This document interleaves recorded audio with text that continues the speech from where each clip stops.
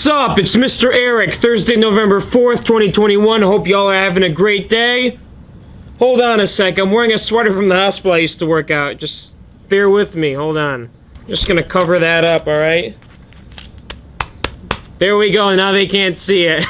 Alright, so this morning went through the usual ordeal. Warehouse, package orders, post office. Need I say more? Probably not. Let's get straight to what interesting happened today. So over the past couple of days, Josh Grooms and I have been getting the idea to do some research on donation bins. Now, you know those big metal bins that might be next to a Goodwill or a Salvation Army where people donate their used clothes, books, shoes, or whatever? Yeah. Well, lots of times those are non-profit bins. However, there are people who do them for profit. So, Mr. Josh Grooms and I are thinking about doing the same thing. Of course, we can't mask it as a non-profit donation bin. We have to put for profit on it. But we still think people would want to donate because they'd rather put stuff in a bin that can go somewhere else than have it go straight to the dumpster. So Mr. Josh and I have been doing some research on the topic, and Mr. Josh found some information on the Bristol, Connecticut website regarding donation bin application forms. So he sent that to me.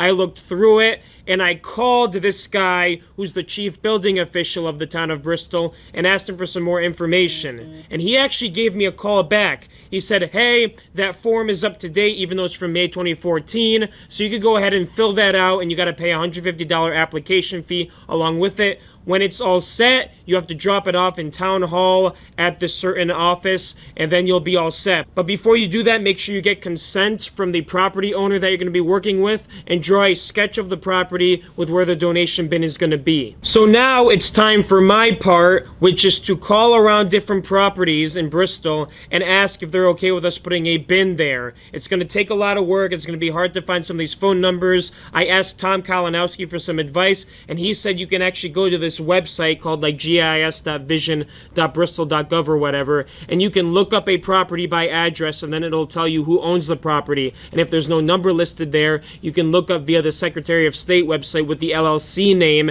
and get the number through them. And then once you get that number, you can give them a call and ask them for their permission. So that's the whole plan. Will it come to fruition? I don't know. I'm sure a lot of people will be hesitant to allow people to put a donation bin, especially one that's for profit, on their property, because it is kind of an eyesore and people don't want trash being placed around it. The whole time I'm doing this research, I'm actually sitting in the Burlington Public Library parking lot. I'm waiting for a book sale to start. Why else would I be at the library, huh? I don't go to the library anymore. If I want to get a movie, I'll just go on Netflix. If I want to get a book, well, look at all these books I got here. I'm the first one to this library sale. I get my box at the front of the line. It ends up not really mattering because this sale's so small. It's like a small room worth of books, and there's not many dealers that show up anyway. It's only me, Jim's friend that I recognize, who's like a vintage dealer, and then that guy Matthew Comstock, who's a bookseller out of probably Cromwell or Wilkett or whatever, and I met him at Red, White, and Blue the first time I ever went scanning at that place. It's kind of crazy, like he's been in the game for a while and he's still doing the same thing.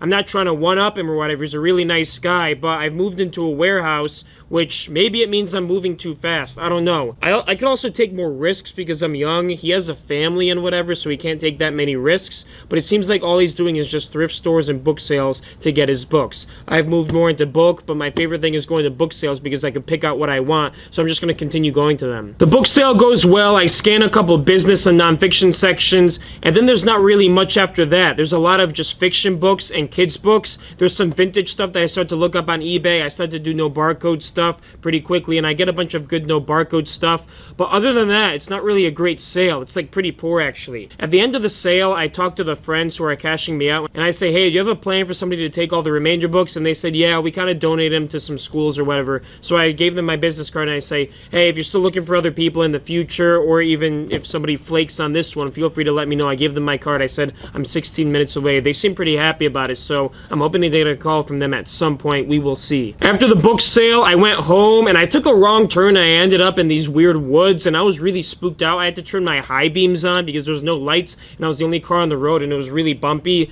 so I could have gotten a flattened tire and been stranded in the woods, but that didn't happen. I made it home safe. As soon as I got home, I ate some good food via mom, and then I went to John's PC to do some research on some other things. John's very nice to let me use this PC because he built it himself and whatever. It costed a lot of money.